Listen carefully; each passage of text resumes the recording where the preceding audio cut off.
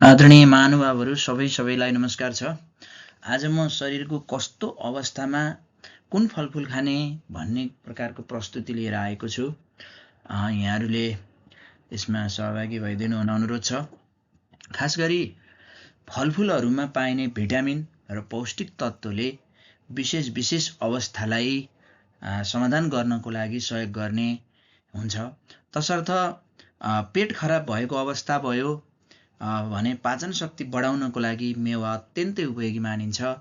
त्यसरी नै वाकवाकी हुने अवस्थामा अदुवाले त्यसलाई भरपुर फाइदा दिन्छ। अनि त्यस्तै फ्याटी लिभर भएको अवस्थामा चुकन्दरले अत्यन्तै चाहिँ राम्रो गर्ने हुन्छ।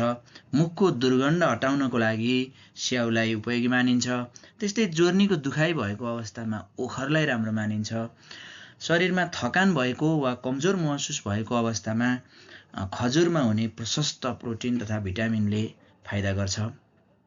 त्यसरी नै सुक्खा छाला भएको अवस्थामा एभोकाडो फललाई चाहिँ उपयोगी मानिन्छ। निद्राको समस्या वा निद्रा नलाग्ने समस्यामा किवीलाई धेरै उपयोगी मानिन्छ। त्यस्तै रिङ्गटा लाग्ने अवस्थामा खरबुजमा हुने प्रशस्त पानी तथा भिटामिनले रिङ्गटा लाग्ने समस्यालाई उन्मुक्ति दिनको लागि सहयोग गर्छ। त्यस्तै रगतको कमी भएको अवस्थामा पालुङ्गोलाई उपयोगी मानिन्छ। यसमा हुने पौष्टिक वस्तुहरूले रगतको आपूर्ति गर्नको लागि सहयोग गर्छ। त्यस्तै कमजोर प्रतिरक्षा प्रणाली भएको अवस्थामा च्याउलाई अत्यन्त धेरै उपयोगी मानिन्छ। हस्त यहाँहरू सबैलाई नमस्कार छ। च्यानललाई लाइक, कमेन्ट र सब्सक्राइब गर्न नभुल्नुहोला। हस्त धन्यवाद, नमस्कार।